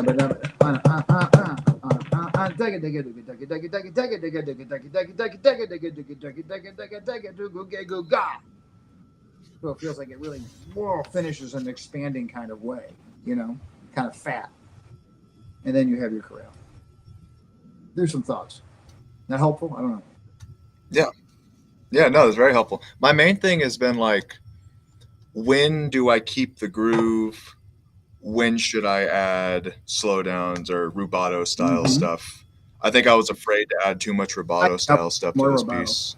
There's a lot of notes, and like I said, I think I was talking to not Ethan, but before that, but he was good play. So there's a lot of notes in it. We don't need to play all the notes. Don't equal the same thing. All notes have. When I write a lot of notes, I don't want all the notes to be heard like literally all the time. They create a texture often, and so that texture needs flexibility, and I'm not hearing but it's like we're playing snare drum, right? or something like that. We're trying to play something that, like I always say, almost like I'm trying to make it sound like there's a pedal on the marimba, and I'm putting the pedal down, and I can hear a bigger landscape of notes, collectively as opposed to individually, right? And that comes I like in the way you shape said and that. legato, both taking time, you know, like we talked about at the very beginning, right? It makes it sound more like language too, right? Because that's the thing. We always forget that music is language. It's not just literal, like here's this, it's like language, right? If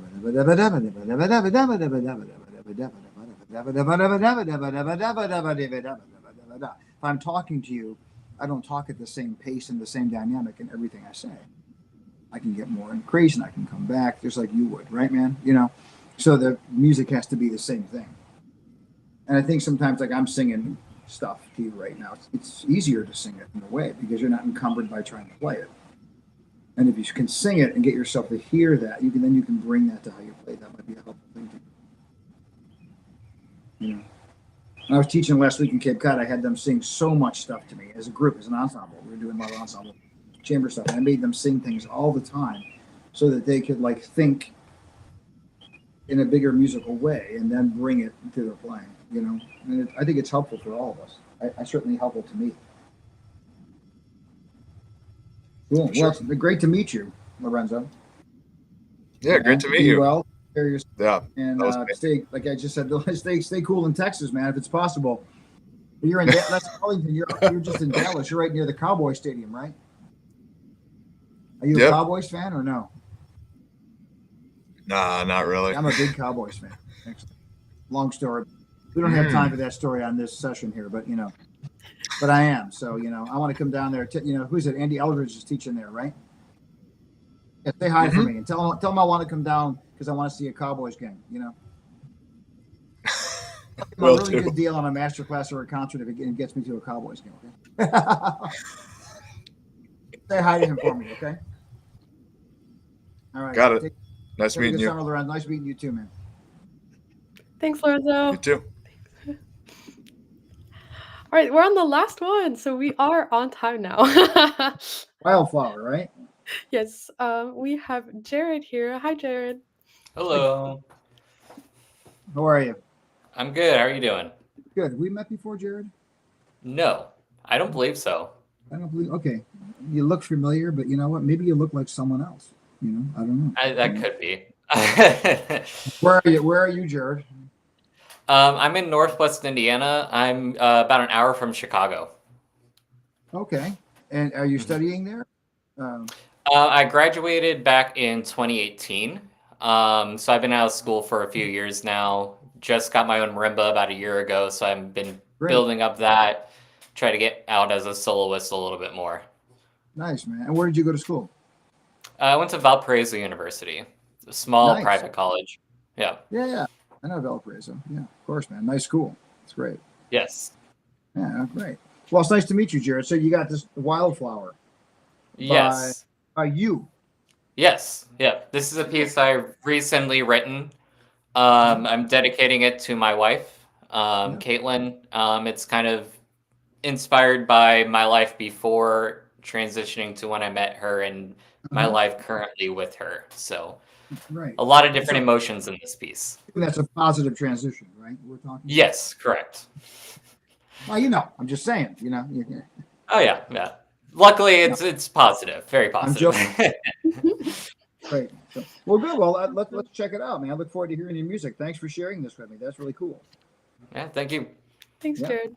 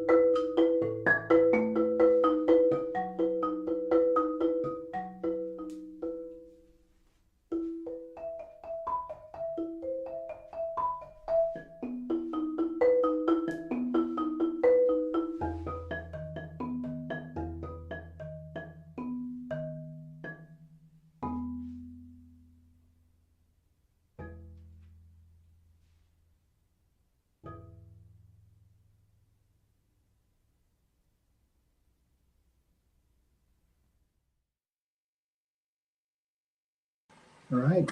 Nice, man. Great. Thanks for sharing the Thank you. piece. That's terrific. Very good. Is that a marimba without resonators? Is that right? Yes. Yeah. At the moment, it's just Prax marimba. Resonators are on order. Okay. And this is Demora? What is that? It's co-percussion. Oh, cool. Okay, cool. Great. Nice. All right. So, yeah, I mean, I think it's a beautiful piece. I can tell. I mean, I love the honesty of the music. I guess I would say is it, and that when I say that, I mean, I feel like you're writing in a way that's honest to you. You know, and it's got some beautiful harmonies. It's a very sweet sounding piece in a way to me, and so I think all of that I think is wonderful, and I also think it's great that you're trying to write music, or you're writing music. I'm just trying to write it, but and that you're trying to express your voice through your own compositions. I think is always. I mean, obviously, I'm someone that does that, so I resonate with that. But I think it's a great thing because you learn a lot about music when you do this thing, right? It teaches you a lot about music when you come in the other side of it. It's almost like coming in the back door of the house. Everything looks different, right? You know, so so I think that's great. You know, I just think some small things. So just these are some musical things, like the beginning when you're playing your opening stuff. I would say it sounds a little bit right now. Sometimes it sounds like you're playing things a little bit too literally to me. Like you're stating them, and they could have more flexibility and a little more organic nature to the way you approach them. Okay. But really, it's more up to you than up to me because it's your piece, right? So if I'm going to run over to my instrument here. It's getting dark here. I think the rain is coming or something, but I don't know how well you can see or hear anything I'm doing over here. I'm going to try to look at what you wrote. So I see. Here, I'll grab these here. Let's see. So you're at the beginning. We're doing like. Is that right? Yep. Then we move on. D natural, D sharp. D natural? No, natural. Yeah, so we're here. So we're. Am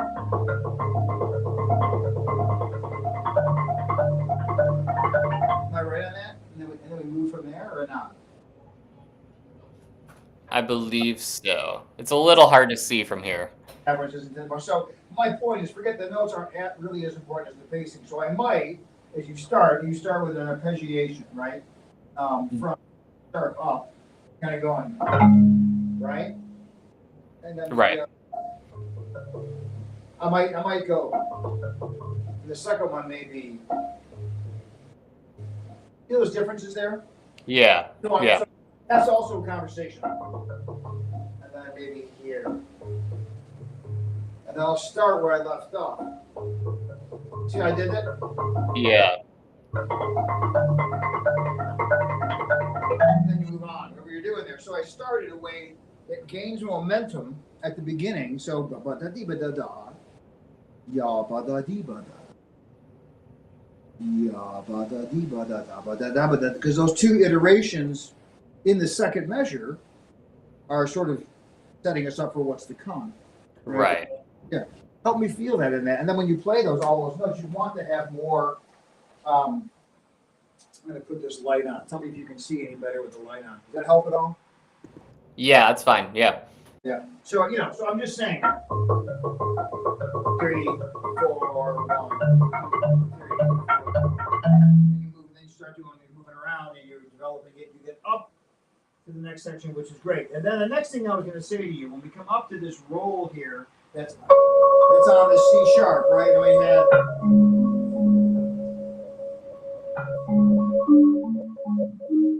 Something like that, right?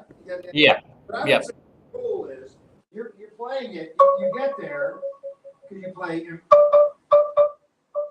and then we arrive on it. I would play, you're playing like this, with your wrist down, so you're right at the center of the mallet. I'm going to come up, pianissimo. I'm going to play up. See my wrist popping up? Yeah. And then And my voice should be here, right? I don't want to hear that roll that much.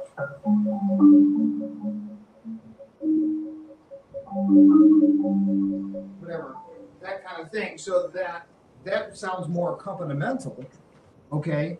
And it's also easier because you have a color. For me, it's easier to roll that way. When I roll here, when I come up, the trajectory of the mallet is stunted, which is good.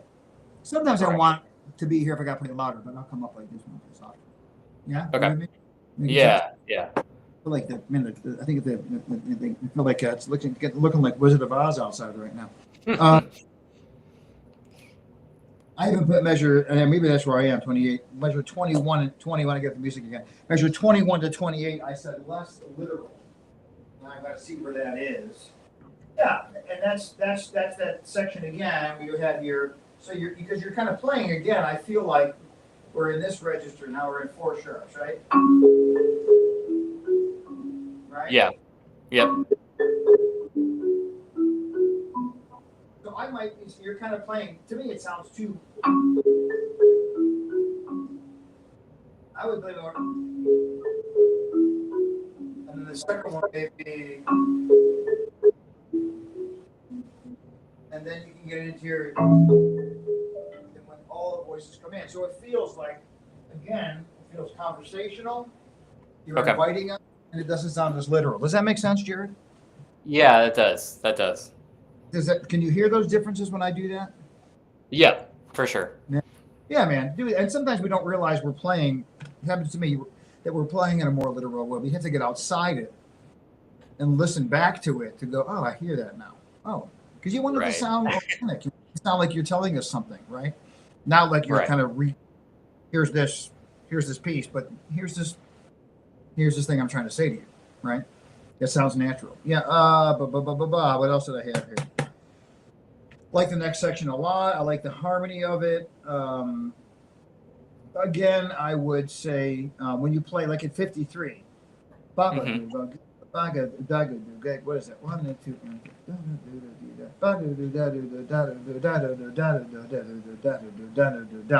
I would be phrasing more young, boom, boom, beam, boom. Because I think the right hand is sort of the melodic line, right? At 53. Yeah. Yeah. So I'd want to hear 1, 2, 3, 1, 2, 3, 1. I hear 1, 2, 3, 1, 2, 3, 1, 2 the same. 1, 2, bum, bum, bum, bum. It's almost like it feels like we're in. You could easily think we're in 6/8, but you're really kind of implying 3/4 there. Well, it's written in 3/4. But if I don't see the 3/4, I don't hear the difference because the eighth note stays the same from where you were, right?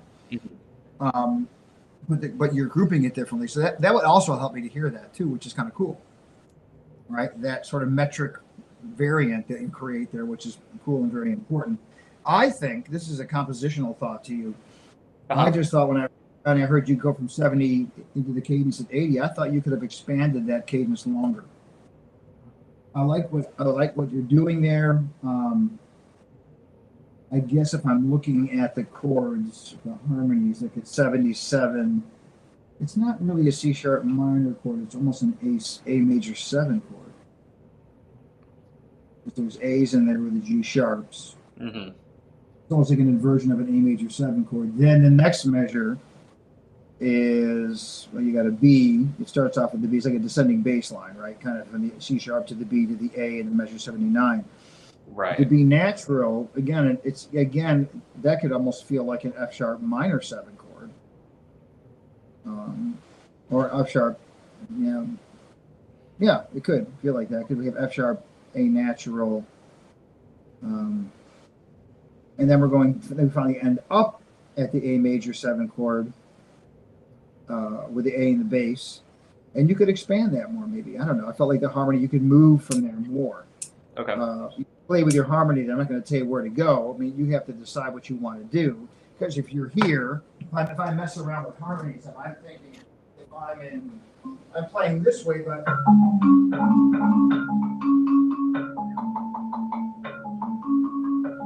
that to me sounds like this. Oh,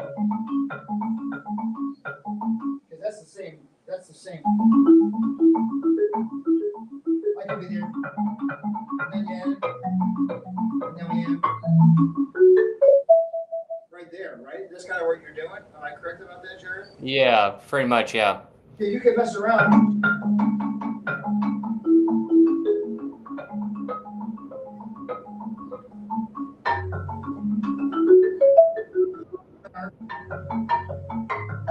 To the G sharp,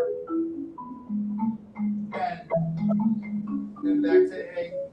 Maybe that way, I don't know, but mess around, make that a longer cadential harmonic movement, because I like what you're doing. I would push you to go longer, and that's something I work on in my compositions all the time, trying to grow the development, go longer, go deeper. You know, it's easy to kind of, here it is, stretch it. I know it's hard. You're thinking, I can't imagine this. Burritt's telling me to make this longer, and this is how I hear it. Challenge yourself, because there's been sections, right, it's too short, and as we listen, we play our own music and write music, we think it's, oh, this is going on too long. And usually that's not the case, because Yeah. the composition is development. The key is like one idea and develop the idea. And usually my biggest mistakes have always been trying to have too many ideas. When I develop the ideas, I have longer and go, these should be better. So try that. It's a thought I had in there for you. I thought you could play with more rubato once you get into the joyful stuff at 92. Make it sound a little less, because I feel like it gets a little more in time at 111. And if you could make that section feel like it has a little more flexibility to it at the joyful, that would be cool. That's still a section I'm working on getting more consistently with the octaves and the spread. So I haven't had time with that yet. Get there, maybe you can relax more and help with it. Yeah. Yeah, I mean, that's kind of, I think the end was good. I like the resolve section. I think you do the harmonies. It's very pretty. I think you got great ideas, and I think you're doing some really good things. Now take it to the next level, and challenge yourself on any of the sections. Should I develop this more? And there's this one thing my wife always says this too. This is one thing. I think it's a Stephen King thing. There's a book that Stephen King wrote on writing literature, not music. But my daughter, who's a creative writer, she used to talk about this thing that King says. He says you got to learn to kill your darlings, which is an interesting statement, right? But it's like sometimes we love certain sections, certain things, we don't really need them, but we love them, and sometimes we got to get rid of them. I'm not telling you that there's any darlings in this piece that you need to get rid of. I'm not trying to imply that, but it's something to think about. Right. Sometimes I need to make this section longer, and I don't need this section, or I need, you know what I mean? Yeah, that makes sense. You can play around with that thought. If we had more time and we were in the same room, I could listen to it again and go, maybe this, maybe that. Here's some things, because I have students that are interested in writing and bring me pieces, and we talk through this kind of thing. And usually I'm giving them a similar message, which is you need to take the phrase longer. You need to develop this longer. This is we're getting there too fast. And this idea is cool. Let's do more with it. Okay. So and maybe it's not this piece. Maybe it's the next one. If you think that way, but whatever. Yeah. Yeah. Man. Any questions for me about this? Not about this specifically, but more composition, because I struggle with that a lot when I'm writing non-melodic music. Wow. Snare drum solos, things like that, because to me it gets so boring so quickly. I mean, it's a hard, you have to take any composition. What are the things I have come up with a rhythmic idea. I can do diminution. I can do augmentation. Right? You know what I'm saying? I can vary. So I can vary the length of it. I could take fragments of it and use that. Things like that, right? I think about texture changes. If it's busy, I'm going to open things up so it's not so busy. I want to create density and dynamic direction, all those kind of things. I tend to do a lot of improvising, whether it be snare drum things or at the marimba, that help me develop too sometimes, because my improvising instincts can kind of move me towards a developmental context. If that makes any sense. So if I have a rhythm, say, let's say if I'm playing something on snare drum, it's like,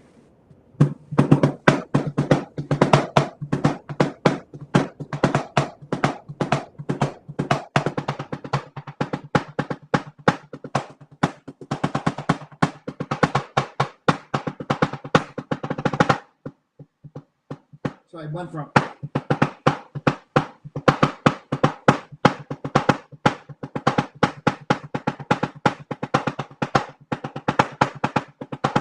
added more notes and I started putting it into place, and then I Katie said, move out.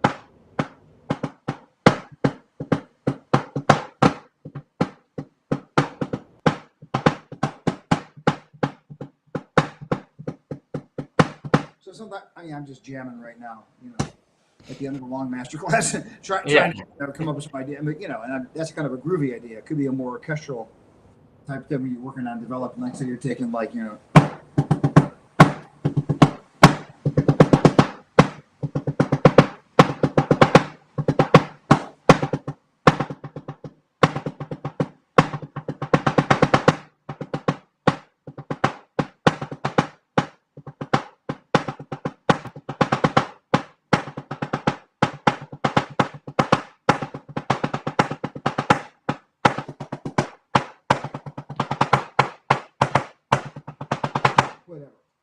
You know what I'm saying? Can you hear that? Yeah. It's like a couple of things that I'm messing around. And sometimes I just record things and listen to what I do. And I take it back and, do I like this? And then I can maybe take it down. Or that can help too, Right. Okay. Yeah. I don't know if that's helpful to you, but Yes, it is. But listen to music that's developed well. Listen to Beethoven 5 first movement. It's amazing development. It's like one of the most impressively developed ideas. It's like one idea, and it's like like wow, now that's developed. Right. And that's what For sure. Or like the Bach first cello suite. He develops that all over that movement. You can think about how other composers develop and like, how is this? What are they doing? And it starts to get your ear thinking that, Right. Yeah, that's great. I think listening is a big thing, listening to more music. Jared, nice to meet you. Yeah, nice to meet you as well. Thank you so much. Yeah, my pleasure, man. Have a great summer, all right? Yeah, And you as well. good luck with your marriage and good luck with your composing. And Yeah. good to meet you, all right? Thank you. Take care. Very nice, Jared. Thank you. And we actually have about 5 minutes left. Does anybody else have any questions for Michael here? Boy, do I have the answers. Let me tell you.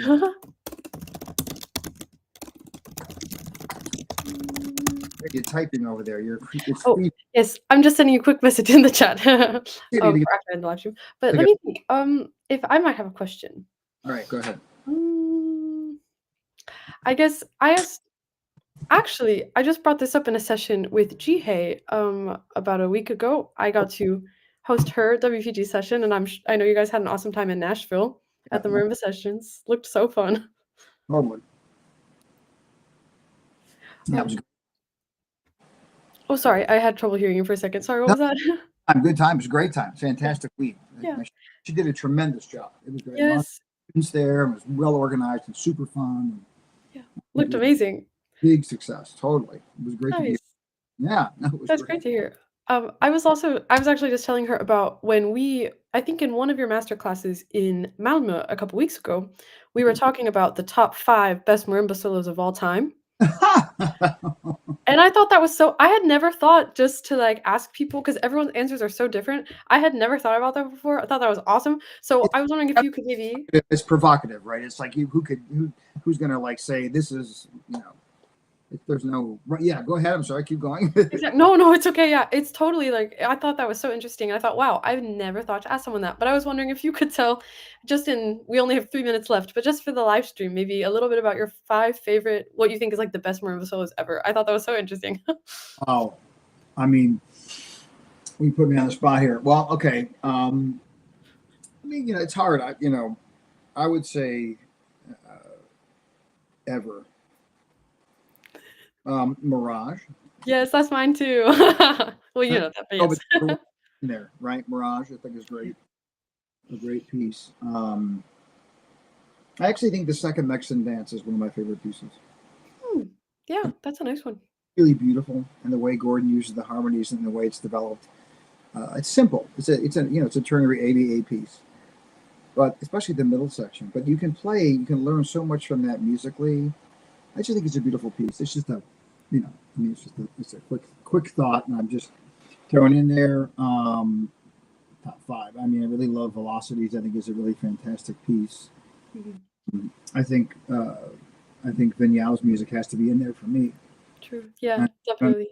Both this, I mean, it sounds. I mean, certainly the Conversations. It might be a little, self-serving of me to say the Bird Variations is in there, but probably for me it is personally, right? Yeah, totally. But I really resonate with Alejandro's music, so I would say certainly one, if not both of those pieces are 2 of my favorites. And I think about what are my favorites to teach, and also I love the class album. I love teaching, especially the first movement of the class album. Yes, that's my most recent project. It's been amazing. It's I think, were you playing some of that for me in Melbourne, right? not yet, no. Gosh, what did you play for me? Totem 2. Oh, Totem. That's a nice one, but so yeah. And then also I think I haven't actually ever performed this piece, but I think the Druckmann is an absolutely fantastic piece. I mean, I've taught it. I can't even count the number of times I've worked on it with people. I could almost play a lot of it just from teaching it, but the way he understands the instrument, uses the instrument, the way he writes in an idiomatic way without it sounding overly idiomatic, but yet it helps him remember really sing and work beautifully.